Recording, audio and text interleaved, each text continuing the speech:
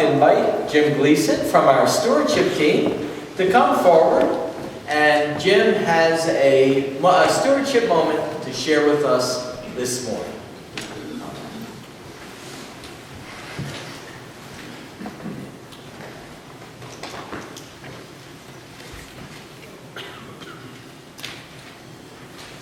In Deuteronomy chapter 8, verse 18, we are reminded, "But remember the Lord your God, for it is He who gives you power to get wealth." The wealth we have is determined by God, and His wisdom. He has given each of us the abilities and the power to make a living and to acquire wealth. He has entrusted some people with considerable wealth. To others, He has provided lesser amounts. I have confessed, I've prayed, I can handle more responsibility, Lord. Not so much. The Bible does not assume that it's wrong for people to make money, but rather it clearly states that God allows people to make money. Solomon said that money is one of God's many gifts to mankind. In Ecclesiastes 5, Solomon said that God wants us to enjoy the fruit of our labor, namely money which we have earned and the things it can buy. David expressed it in this way in his prayer recorded in the 29th chapter of 1 Chronicles.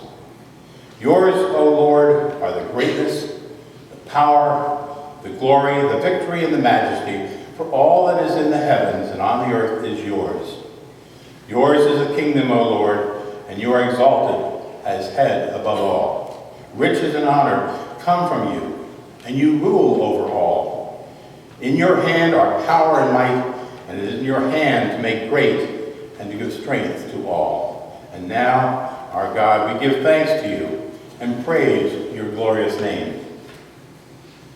When you stop to think about it, as Christians, we have a great thing going when it comes to money. According to this passage and to other scriptures, God gives us the power and ability to get wealth.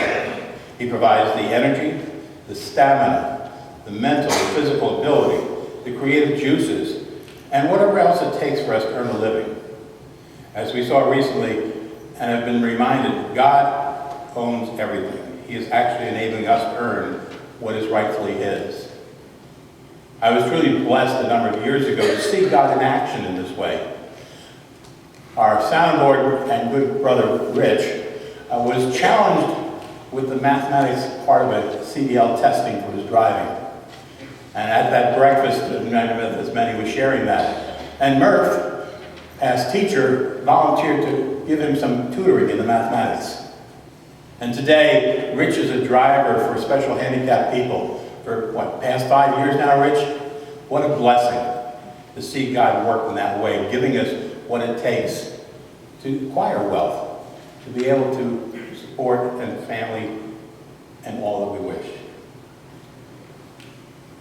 What is really great about God's plan from our perspective is that He then provides a blessing for us for giving back to Him that which was His in the first place.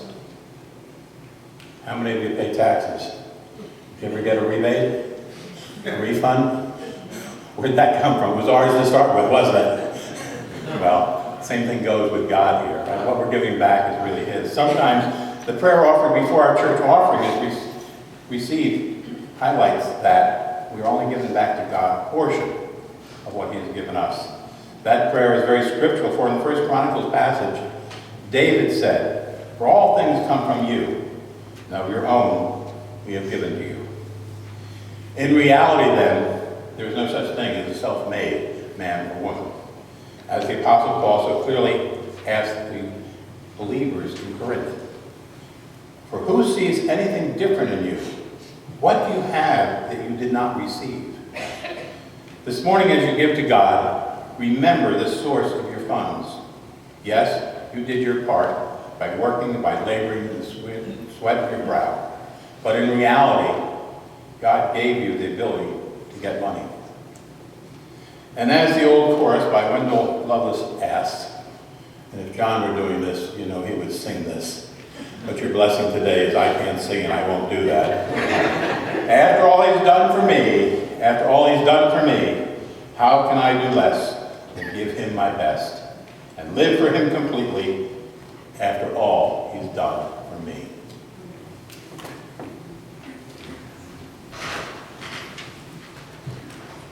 This time may we wait upon the Lord for his tithe and our offerings. Will the ushers please come forward?